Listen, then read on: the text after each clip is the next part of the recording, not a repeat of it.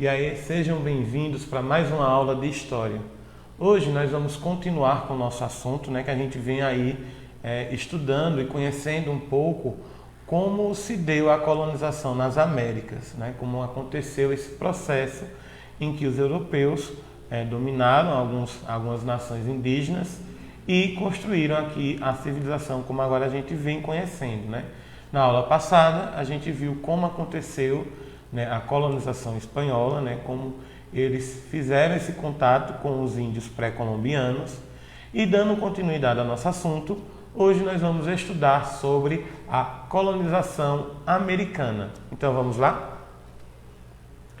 A colonização inglesa. Bom, vamos iniciar estudando um pouco sobre as populações indígenas que existiam no território da América do Norte e Canadá antes da chegada dos ingleses.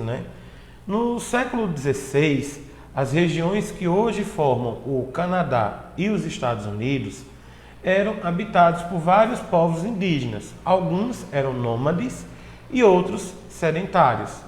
Os povos nômades, como vocês devem se lembrar, eram povos que viviam andando, eles não tinham um canto fixo, eles não fixavam-se em um canto.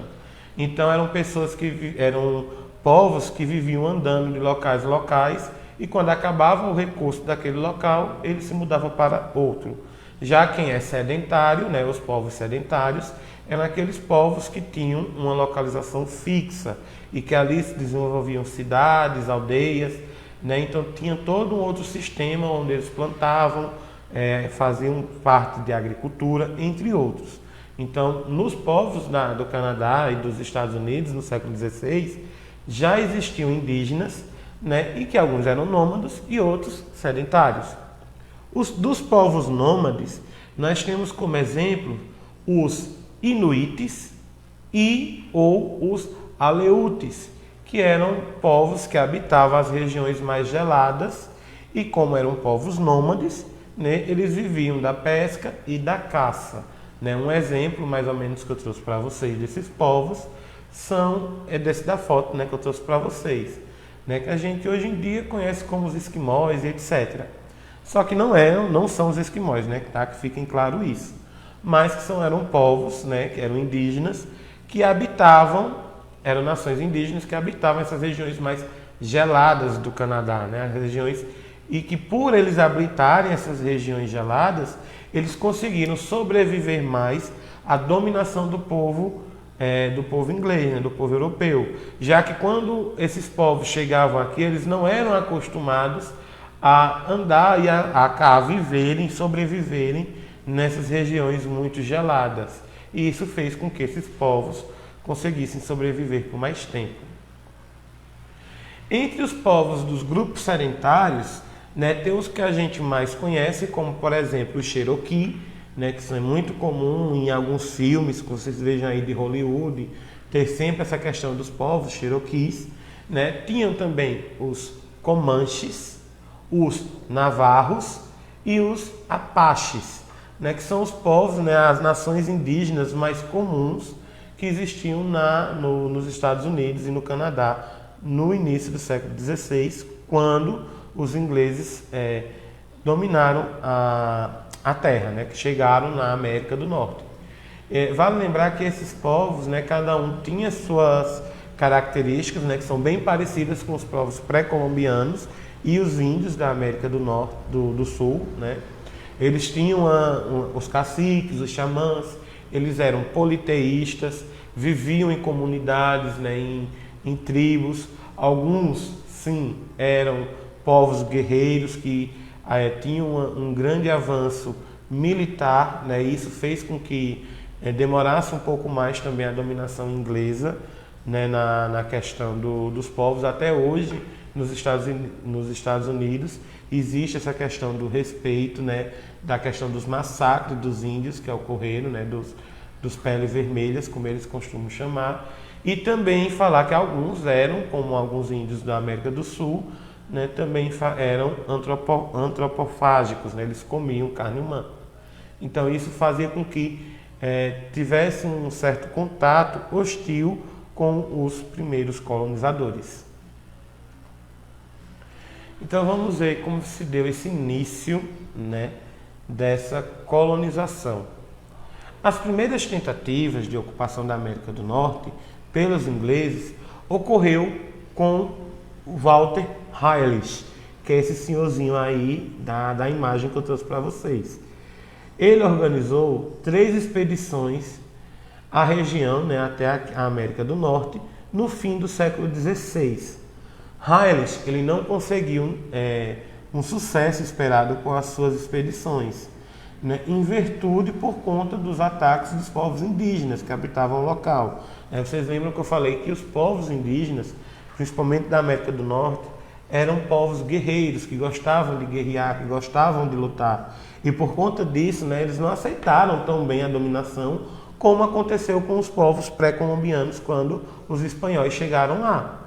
Isso porque, né, eles já eram, lembrando, né, da aula passada, os povos pré-colombianos, eles eram povos que lutavam e eles viviam em constante luta, e quando perdiam, né, eles aceitavam receber os costumes impostos pela tribo, pela nação que o dominava.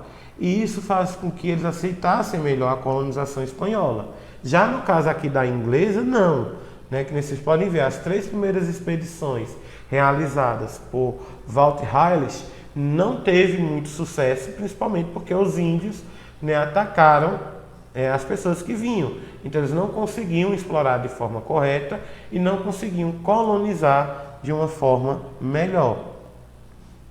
Mas foi por volta de 1607 que Raleigh conseguiu construir uma colônia aqui na América do Norte, que foi a colônia da Virgínia, que foi nome dado em homenagem à Rainha Elizabeth I, que no período, né, que foi colonizado, ela ainda era solteira.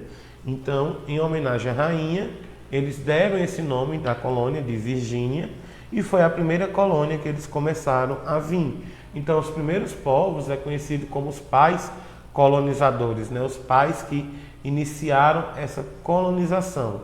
Só que, como eu vou mostrar agora para vocês, isso não aconteceu, né, também de forma tão pacífica e muito menos assim de uma hora para outra. Vale lembrar que a Inglaterra foi um dos últimos países, né, junto com a Holanda, a começarem a colonização e a buscar novas terras. Isso porque eles ainda estavam, né, em processo de recuperação, né, após a Guerra dos 100 Anos, né, quando eles perdem a Guerra dos 100 Anos, e também por causa da crise da Guerra Civil das Duas Rosas, que aconteceu no seu estado, né? Se vocês quiserem entender mais sobre isso, é muito fácil, vocês aí que são ligados em séries, né? Tem muitas séries e muitas coisas que falam e abordam sobre esse período, né, da Guerra das Duas Rosas, né, na Inglaterra. Inclusive tem uma série nova que está sendo lançada agora, que ela é justamente falando sobre a Rainha Elizabeth I e sobre essa questão da Guerra das Duas Rosas, que é muito massa e vale a pena vocês conferirem. Então, a intensificação do processo colonizador se daria apenas, né, na metade do século XVII, né, por conta, né, dessas situações políticas que eu falei, né, das guerras que estavam acontecendo e da situação econômica das Ilhas Britânicas, né, da Inglaterra, porque elas estavam tentando recuperar a sua economia depois de todas essas guerras e todas essas coisas. Outro estímulo que aconteceu foi a coroa inglesa, foi graças às ações da pirataria nas águas do Atlântico, né? Como eu falei, por conta do sucesso de Portugal, né, em colonizar o Brasil e da Espanha em colonizar a América Central e a outra parte da América do Sul, né, começou a acontecer muitos piratas a saquearem os navios que estavam fazendo o tráfico comercial, e essa pirataria favoreceu a coroa inglesa, já que muitos piratas eram descendentes britânicos, né, ajudava porque eles roubavam a mercadoria de Portugal e da Espanha, que tinham essa monopolização, né, esse controle do comércio marítimo no Atlântico, e ao saquearem eles, eles iam vender e comercializar com os outros países, como era a Holanda e a Inglaterra. Então, a ação da pirataria foi muito importante. Outra questão também que ajudou a intensificar essa colonização na América do Norte foi a perseguição religiosa aos puritanos, né, os calvinistas ingleses, e principalmente por conta da criação do anglicanismo com Henrique VII. Né? Vocês lembrem, né, das nossas aulas, quando a gente estava falando sobre a reforma e a contra-reforma, né, que alguns movimentos reformistas, né, principalmente quando Henrique VII se separa da Igreja Católica e cria sua própria igreja, que é o anglicanismo, começa uma perseguição religiosa para quem era protestante. Né? Então, os puritanos, como eles eram conhecidos, e também os calvinistas, que seguiam a doutrina de Calvin, eles tinham que sair do seu país de origem, procurando novas terras para que pudessem professar a sua fé. E foi pensando, né, nessa questão de criar novos espaços onde eles pudessem exercer livremente os seus preceitos religiosos, que eles vinham junto com essas embarcações e procuraram colonizar a América do Norte. Isso vale lembrar para a gente que houve esses dois modelos de colonização, né? Esses dois modelos de exploração. Quando Portugal e Espanha veio para a América Central e do Sul, eles tinham uma colonização, eles tinham uma exploração extrativista. Então eles vinham aqui retirar as riquezas naturais para levar e vender e enriquecer as suas metrópoles, que no caso era Portugal e Espanha. Já esses povos ingleses que estavam fugindo, eles vieram para a América do Norte com o objetivo de criar uma nova civilização, ou seja, de colonizar, de civilizar os índios que estavam aqui e criar uma nova cidade, uma nova cultura baseados nos seus preceitos religiosos. E isso fez com que tanto os Estados Unidos, hoje em dia, como o Canadá, se tornassem países economicamente mais fortes do que o Brasil, que só veio conseguir essa independência, né, mais para frente. Duas empresas privadas iniciaram esse processo de colonização aqui na América do Norte a partir de 1606. Né? Após a concessão da coroa inglesa, a Companhia de Londres monopolizou a região do Sul. Já a Companhia Plymouth colonizou os territórios do Norte. Quanto a essa questão, é muito comum vocês verem por aí, na internet ou em outros livros, a mudança dizendo que foi a Companhia de Londres que ficou com a do Norte e a de Plymouth que ficou com a do Sul. Né? Alguns historiadores ainda divergem sobre isso, mas, segundo o livro de vocês, a Companhia Londres ficou com a do Sul e a Plymouth com a do Norte. Né? E essas empresas elas tinham total autonomia para explorar o território americano, porém, eles estavam subordinados à sua metrópole, que era o Estado inglês. Essa concessão de exploração só aconteceu 20 anos depois, né?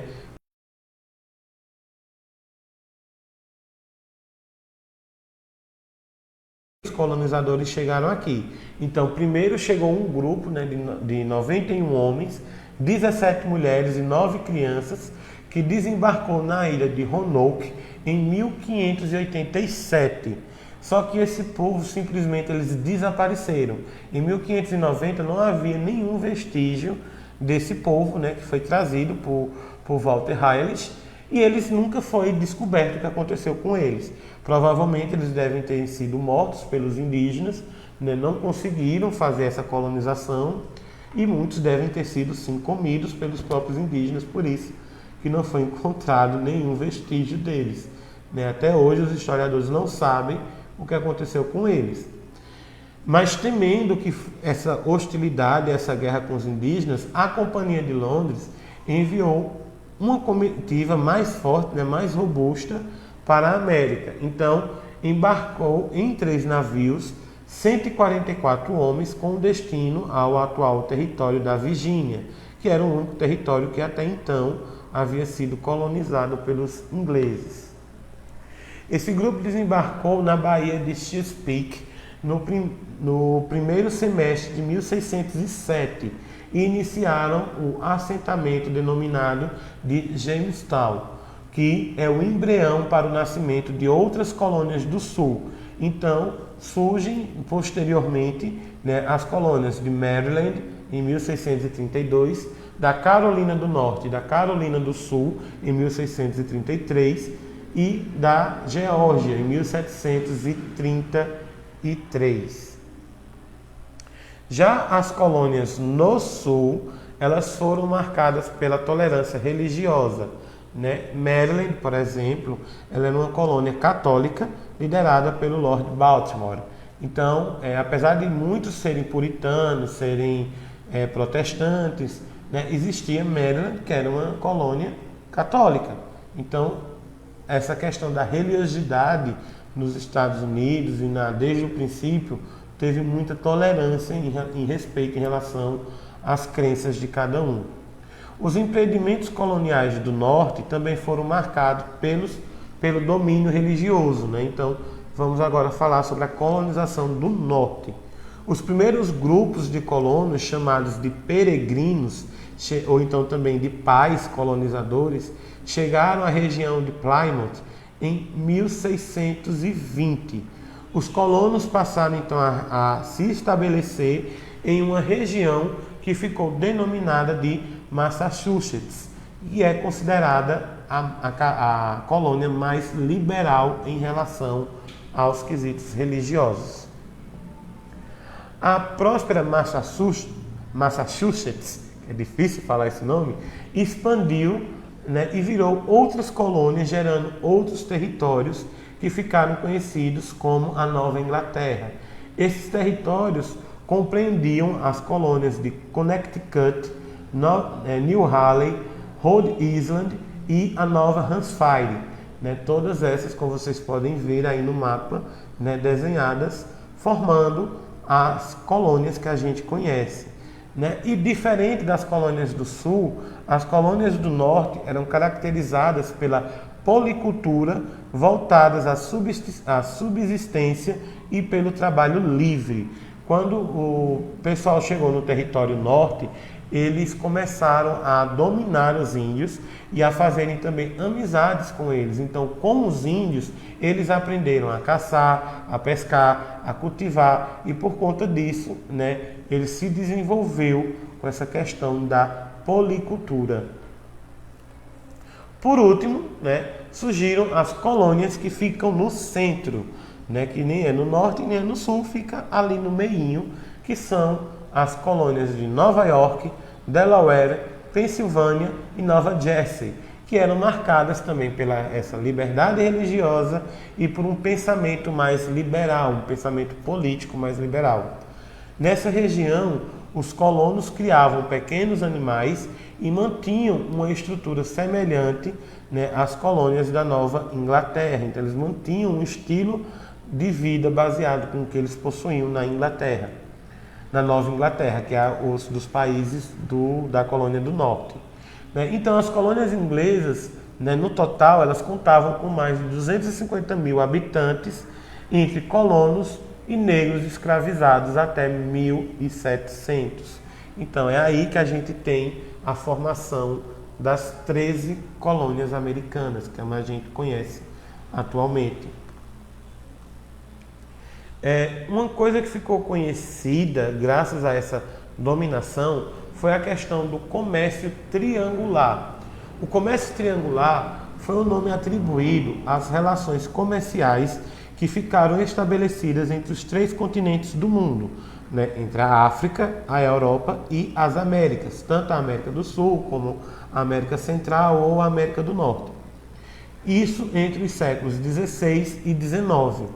Os europeus e suas metrópoles, como Portugal, Espanha, Inglaterra e França, estabeleceram essa forma de exploração e fizeram do mundo atlântico um negócio bastante lucrativo.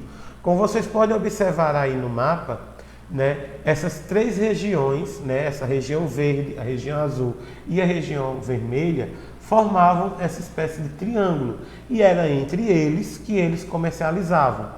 Nesse próximo mapa que eu vou trazer para vocês, vocês vão ver como é que funcionava o tráfico, né, de produtos. Né? Por exemplo, da Inglaterra, lá em cima, nessa primeira setinha azulzinha, vinham os produtos manufaturados para as suas colônias. Também vinham tecidos, ferragens, né, e outros produtos manufaturados. Já da parte da região da África, né, vinham os escravos que eram transferidos tanto para a América do Sul como para os Estados Unidos, para a América do Norte, né, que no caso ainda eram apenas as 13 colônias. E dessas 13 colônias, tanto também das regiões centrais, saíam o rum, né, que ia principalmente para a Costa do Marfim, e também saía melaço, açúcar, entre outros produtos que eram enviados de volta para a Europa, onde esses produtos iam ser manufaturados e comercializados novamente de volta. Então tinha todo esse comércio e por isso que esse comércio ficou conhecido como comércio triangular. Bom, a aula de hoje é somente isso, né? Eu espero que vocês tenham gostado, né? Qualquer dúvida que vocês tiverem, novamente, podem enviar perguntas, podem perguntar para os seus professores, que a gente vai tentando sanar essas dúvidas de vocês.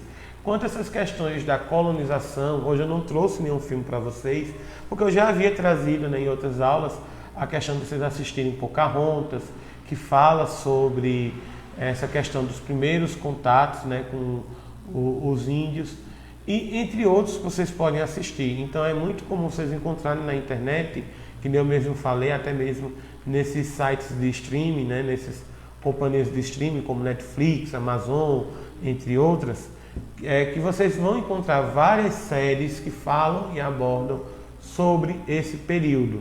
Né? Se vocês quiserem que eu traga o nome dessa série, né, manda um comentário aí ou alguma coisa que na próxima aula eu trago o nome dessas séries para vocês.